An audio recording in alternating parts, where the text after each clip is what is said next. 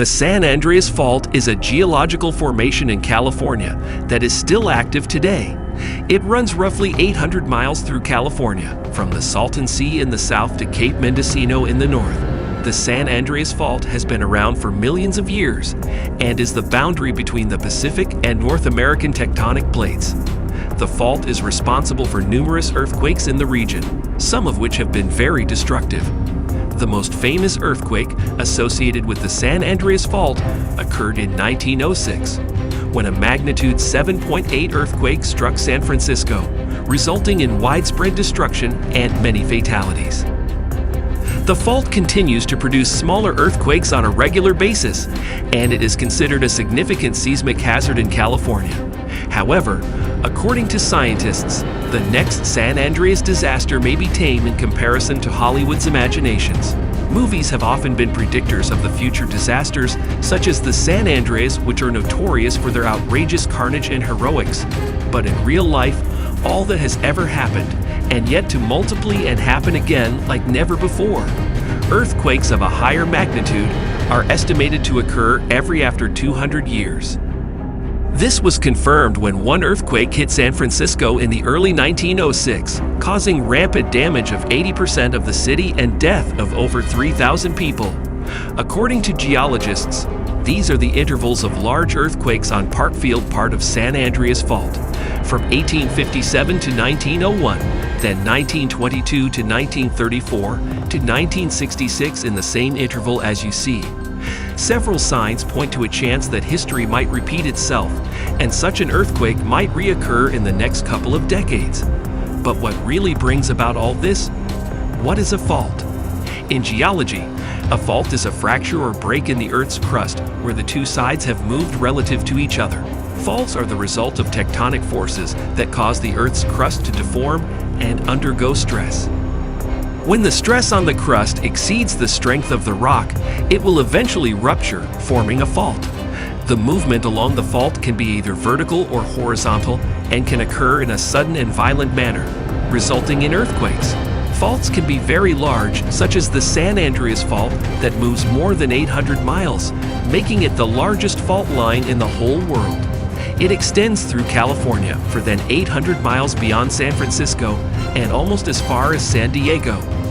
In addition, the movement along a fault can cause earthquakes, but over time, the fault can also create other geologic features.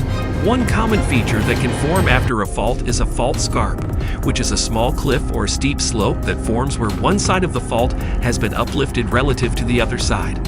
This can happen when the two sides of the fault move in opposite directions, with one side moving up and the other side moving down. Another feature that can form after a fault is a fault block mountain range. This occurs when the movement along a fault causes a large section of the crust to uplift and form a mountain range. Examples of this type of mountain range include the Sierra Nevada in California and the Tetons in Wyoming.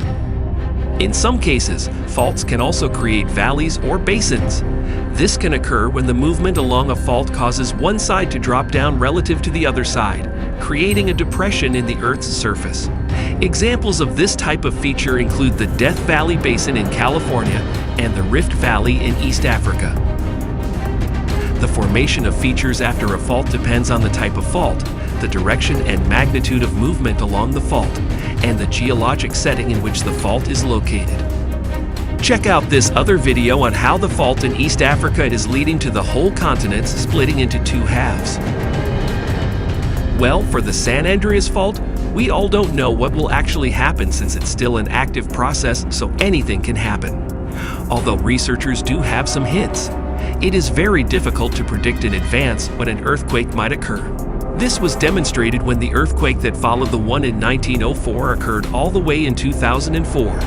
That's approximately a century.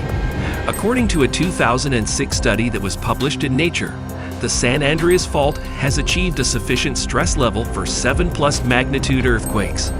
The southern portion of the fault in the region of Los Angeles is where the risk is most concentrated. In fact, an earthquake in the Los Angeles may be overdue according to the study. Scientists decided to look even further, centuries back, to get clues based on the heating of the Earth's crust.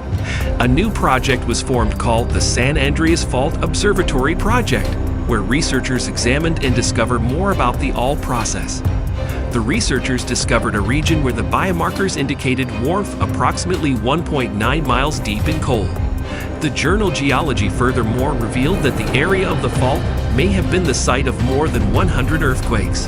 According to the director of the Southern California Earthquake Center, Thomas Jordan, says that the earthquake is very likely to hit soon because the fault is examined more and appears locked, loaded, and ready to go.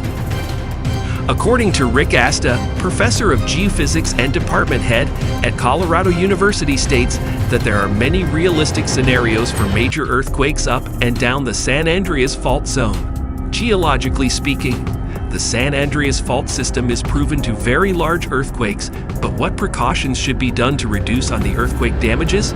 No one can control this, but we can do something. Well, officials in the Northwest are getting started. Portland is currently building all new structures to the earthquake standards, which is okay, but individually a few people care about this. There are so many ways one should get ready of such circumstances before it actually hits you in the face. Create an emergency kit. Put together an emergency kit that includes essential items such as non-perishable food, water, a first aid kit, flashlights, and extra batteries. You can also include important documents such as passports, identification, and insurance papers. Secure heavy items such as bookcases, mirrors, and electronics to the walls or floor to prevent them from falling during an earthquake. Learn about earthquake risks in your area. Find out about earthquake risks in your area and how to protect yourself. Lastly, contact your local emergency management office or visit the Federal Emergency Management Agency. By taking these baby steps, you can better prepare yourself and your family for an earthquake and reduce the risks of injury and property damage. Let me know your thoughts and observations in the comments below. Check out this other video on how Africa is also going to split apart due to nature. See you in the next one.